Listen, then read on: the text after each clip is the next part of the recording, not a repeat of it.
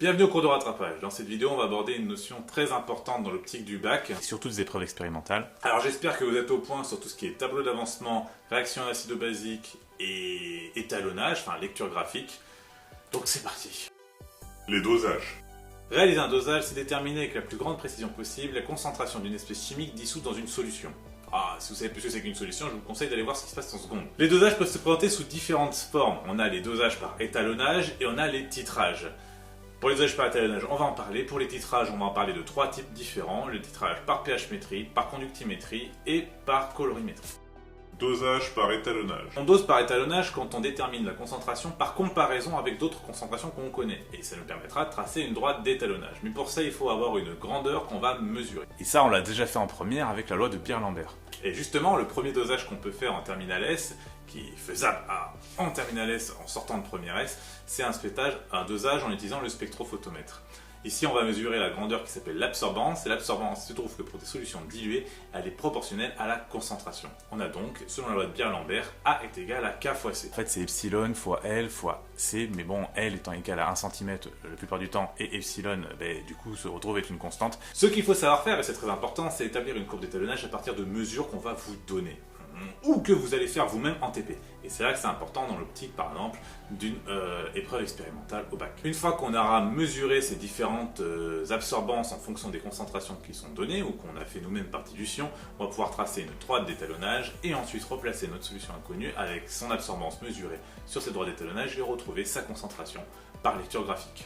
On peut aussi le faire en calculant la valeur du K, donc le coefficient de proportionnalité entre l'absorbance et la concentration.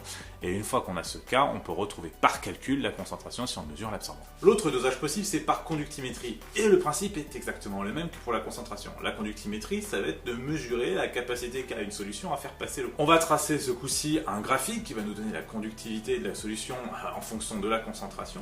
On va faire mesurer la conductivité de différentes solutions de concentration connues pour obtenir cette droite d'étalonnage dans laquelle on va replacer la conductivité donc, de la solution inconnue sur le graphique et ainsi retrouver la concentration par lecture graphique. La conductivité suit la loi de Coltrauer qui dit que sigma est égal à K fois la concentration. Les deux méthodes qu'on peut utiliser donc par étalonnage, elles sont plutôt précises, mais le problème c'est que ça nécessite beaucoup d'opérations, donc du coup on a un facteur d'imprécision qui est élevé à chaque fois qu'on fait une opération supplémentaire. Néanmoins, c'est très utile et ça peut très bien ressortir au bac en épreuve expérimentale. Dosage par titrage direct.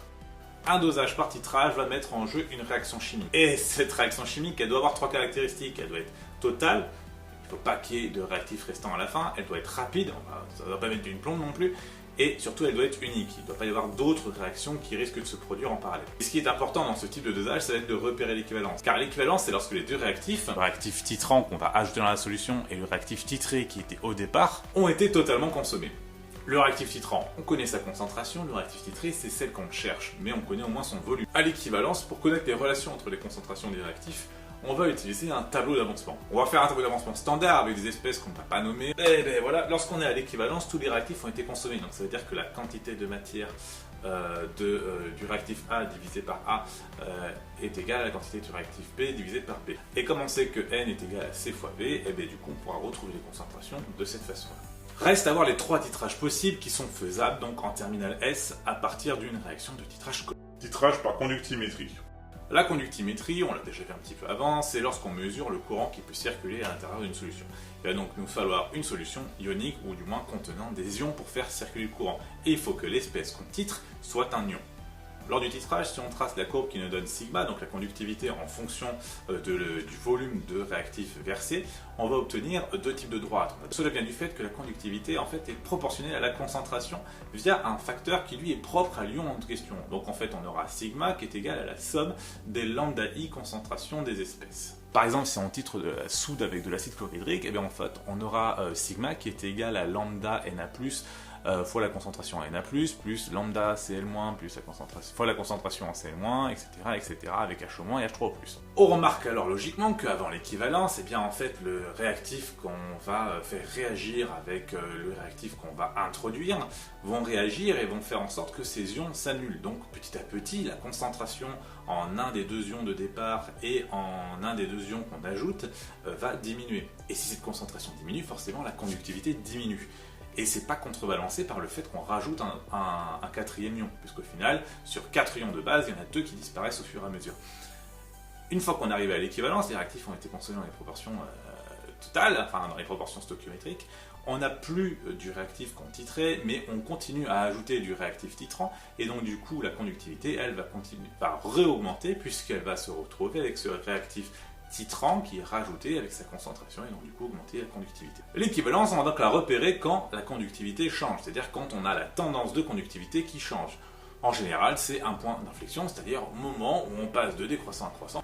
Une fois qu'on a le volume équivalent, on en déduit la quantité de matière du réactif qu'on a introduit. On peut donc en déduire, puisqu'on a la relation, la réaction chimique, donc son équation chimique, le rapport qu'il y a entre la quantité de matière du réactif qu'on a introduit et la quantité de matière du réactif qu'on est en train de titrer. Et comme on a les volumes de base, et bien on pourra en retrouver la concentration. Aussi simple que ça. Titrage par pH métrique. Comme son nom l'indique, on va utiliser une réaction acido-basique puisqu'on va utiliser un pH mètre. Donc du coup, ce coup-ci, on va mesurer la variation du pH lorsqu'on ajoute le réactif titrant. Donc on va avoir une courbe qui va nous donner le pH de la solution en fonction donc du volume ajouté en solution titrante. Donc H- va titrer un acide et H3+ va titrer une base. Et tout à coup, on va avoir un saut de pH qui est significatif de cette fameuse équivalence, puisque c'est à ce moment-là que la base forte qu'on a ajoutée ou l'acide fort qu'on a ajouté va devenir ultra majoritaire et va nous faire varier le pH de façon gigantesque d'un coup.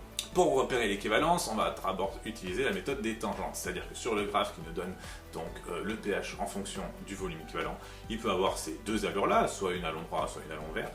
Dans les deux cas, quel que soit le cas, on va utiliser donc les tangentes. On va faire une première tangente là où la courbe fait une première inflexion, une deuxième tangente parallèle sur l'autre inflexion, et on trace la tangente qui est à mi-chemin entre ces deux tangentes-là. Et lorsque cette tangente, troisième tangente donc, coupe la courbe, eh bien, on peut repérer le volume équivalent de cette façon-là. L'autre solution, c'est de tracer la dérivée donc, du pH par le volume équivalent, et lorsqu'il y a un pic, c'est là qu'on va se retrouver donc avec cette fameuse équivalence. En tout cas, ne faites pas la méthode des dérivées si vous n'avez pas d'ordinateur pour le faire à votre place, parce que c'est quasiment impossible à faire. Vous ne connaissez pas les fonctions qui sont sous-jacentes à cela. Et surtout, on va sans doute en général vous donner un graphique donnant la dérivée. Et comme pour la conductimétrie, à partir du moment où on a le volume équivalent, on peut en déduire la quantité de matière qu'on a versée, on peut en déduire la quantité de matière de base de ce qu'on cherchait à titrer, et donc la concentration. Titrage par colorimétrie. Là, on repère l'équivalence par un changement de couleur. Alors le changement de couleur, il peut être de plusieurs natures. Soit c'est le réactif titré qui va disparaître, et donc du coup, il va falloir repérer cette disparition de la teinte.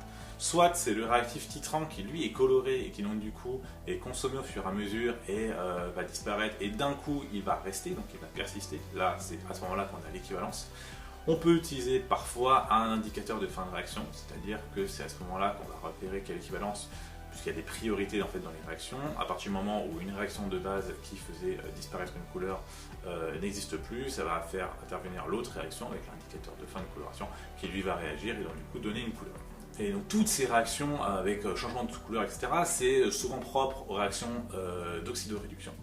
Pour les réactions acido-basiques, qui sont souvent incolores, voire quasi tout le temps en fait, enfin souvent, on va s'arrêter sur souvent, eh bien elles, on peut rajouter donc un indicateur coloré qui lui a une couleur différente en fonction de son pH. S'il est acide, il peut être d'une couleur, s'il est basique, il peut être d'une autre. Par exemple avec le bleu de promotimol qui lui est jaune s'il est acide, bleu s'il est basique, et vert s'il est à peu près autour d'un pH neutre. Et vous en avez plein d'indicateurs colorés. Le tout, ça va être de choisir un indicateur coloré qui a sa zone de virage, donc la zone où il change de couleur, qui est comprise au pH à l'équivalence. Parce que le pH à l'équivalence, c'est pas toujours 7, hein, ça peut être au-dessus, en dessous, etc. Ça dépend des couples qui sont mis en jeu.